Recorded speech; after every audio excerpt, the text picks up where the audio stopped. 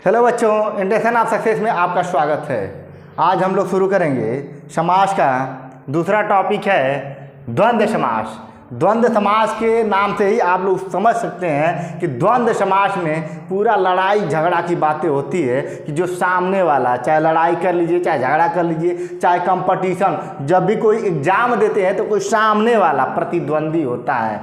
तो उसी तरह हम लोग देखेंगे द्वंद्व समास में भी कि द्वंद्व समास में भी ऐसे ही शब्दों का तालमेल होगा कि जो ऐसे लगेगा कि अपोजिट है। अपोजिट भी रहता है, जेंडर के हिसाब से रहता है, चाहे किसी शब्द का अपोजिट रहेगा एकदम, तो उसी को हम लोग दर्शाएंगे यहाँ पर। तो कह रहा कि जिस समासिक शब्द के दोनों पद प्रधान होते हैं तथा विग्रह करने पर और अथवा या एवं लगता है वह द्वंद्व समास कहलाता है।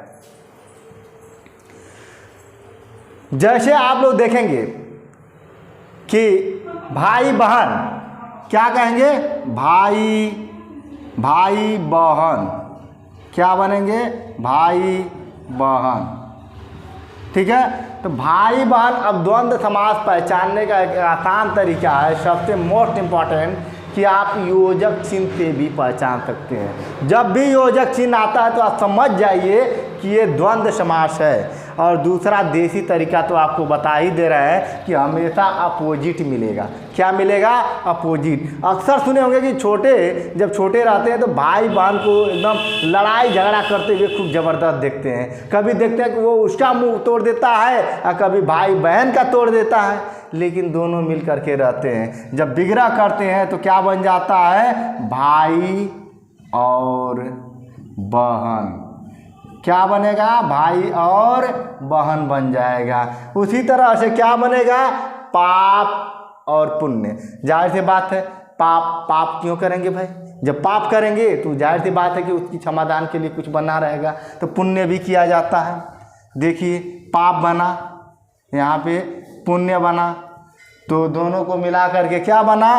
पाप और पुण्य। यानी विग्रह किए तो क्या बना? पाप और पुण्य। जब पाप करते हैं तो लोग दान करके क्या कर लेते हैं? पुण्य कमा लेते हैं। उसी तरह देख लीजिए, पाप पुण्य, यानी योजक चिन्ह लगाए, योजक चिन्ह के बाद जब विग्रह किए तो पाप और पुण्य बन गया है। उसी तरह गुण और दोष, क्या बनेगा? गुण और दोष। क्या बात है, देखिए एकदम किसी के पास गुण रहता है, जाहिर सी बात है जब गुण है तो कुछ न कुछ दोष भी रहेगा। एक तरफा ऐसा नहीं कि किसी के पास केवल गुण ही होता है, उसके पास गुण है तो दोष भी रहेगा, अपोजिट दिखाता है। तो यहाँ पे योजक चिन्ह द्वारा हम पहचान सकते हैं कि ये कौन सा समास है? द्वंद्व समास है। तो द्वंद्व समास को हम लोग व्यक्त कर सकते हैं। जब विग्रह करेंगे तो क्या हो जाएगा? गुण और दोष बन जाएगा। क्या बनेगा? गुण और दोष बन जाएगा। उसी तरह देश की बात हो रही है, देश विदेश।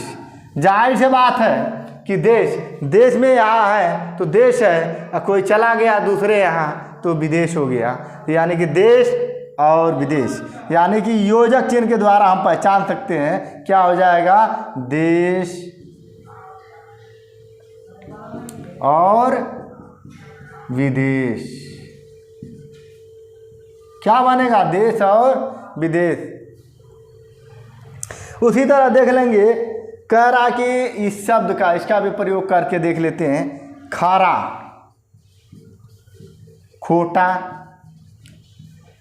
नहीं कहते हैं कि ज़्यादा लोग गांव में बोलते हैं, चाहे कहीं बोलते हैं, बहुत बात करते हैं, तो लोग कहते हैं कि भाई ज़्यादा बोलोगे तो हम खारा खोटा सुना देंगे।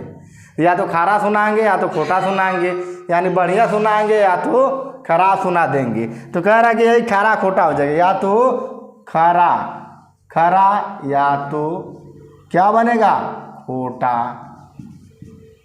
यानी कि विग्रह करने पर क्या बन जाता है? खरा या खोटा बन जाएगा। उसी तरह क्या बनेगा?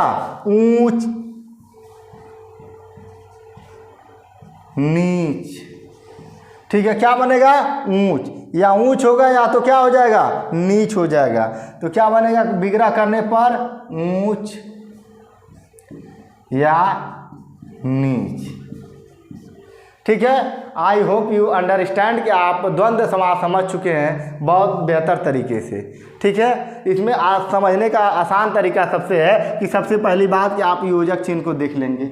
योजक चिन्ह देखेंगे तो पहली पहचान आ जाएगा कि कौन सा समास होगा, तो यानी कि द्वंद्व समास होगा। इसमें देखिएगा कि विलोम शब्द यानी कि ज़्यादा अपोजिट जेंडर के हिसाब से भी यानी लिंग के हिसाब से भी क्या मिलेगा, इसमें अपोजिट मिलेगा। इसी तरह जब अपोजिट मिलेगा तो आप पहचान जाएंगे कि क्या होगा, यानी कि द्वंद्व समास होगा। इसमें हमेशा बराबर का मैटर बैलेंस बनता है, यानी कि दोनों तरफ मैटर क्या बनेगा, बराबर बैलेंस का बनेगा।